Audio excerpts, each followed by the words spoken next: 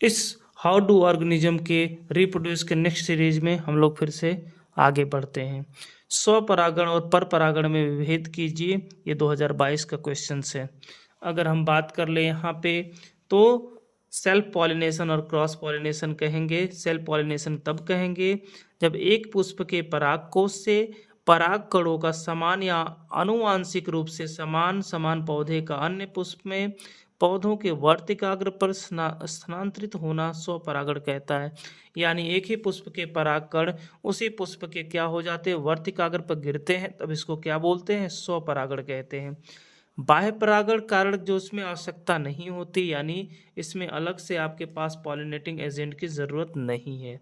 स्वपरागित पौधे क्या होते हैं, संततियों में विविधता नहीं पाई जाती, वेरिएशंस नहीं पाया जाता है। उदाहरण जैसे गेहूं हो गया, धान हो गया, जौ हो गया, मटर हो गया, मूंगफली हो गया, टमाटर हो गया, ये सब क्या है, आपके स्वपरागित पौधे हैं। सॉरी। पर परागण की बात कर लें तो अगर एक पुष्प पे परागकोश से परागकणों का आनुवांशिक रूप से पुष्प के वर्तिकाग्र पर स्थानांतरण को क्या बोलते हैं, पर परागण। यानी अगर एक ही जाति के पुष्प हैं लेकिन अलग अलग पुष्प हैं, इस तरह के परागकणों के ट्रांसफर को हम लोग क्या कहते हैं, इसको हम लोग पर परागण कहते हैं। इसमें बाह्य परागक कण कारक जैसे वायु हो गया, जल हो गया, पक्षी हो गया, कीट हो गया, जंतु हो गया आदि की आवश्यकता होती है। पर परागित पौधे में क्या होता है, विविधता पाई जाती है। ये सबसे इम्पोर्टेंट वर्ड है।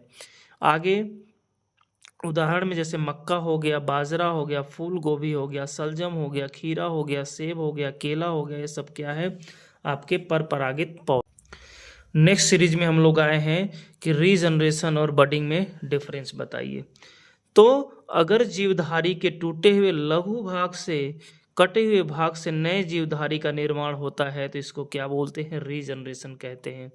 लेकिन अगर क्या हो, मूकुलन में जनन के शरीर के लघु भाग कलिका के रूप में बढ़ते हैं ये, और मुख्य भाग से अलग होकर नया जीवधारी बनाते हैं, इसको बडिंग कहते हैं।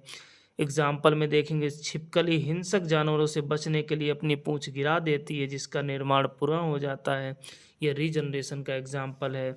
जबकि हाइड्रा पुनर्जन्म कोशिकाओं का प्रयोग करके मुकुलन करता है।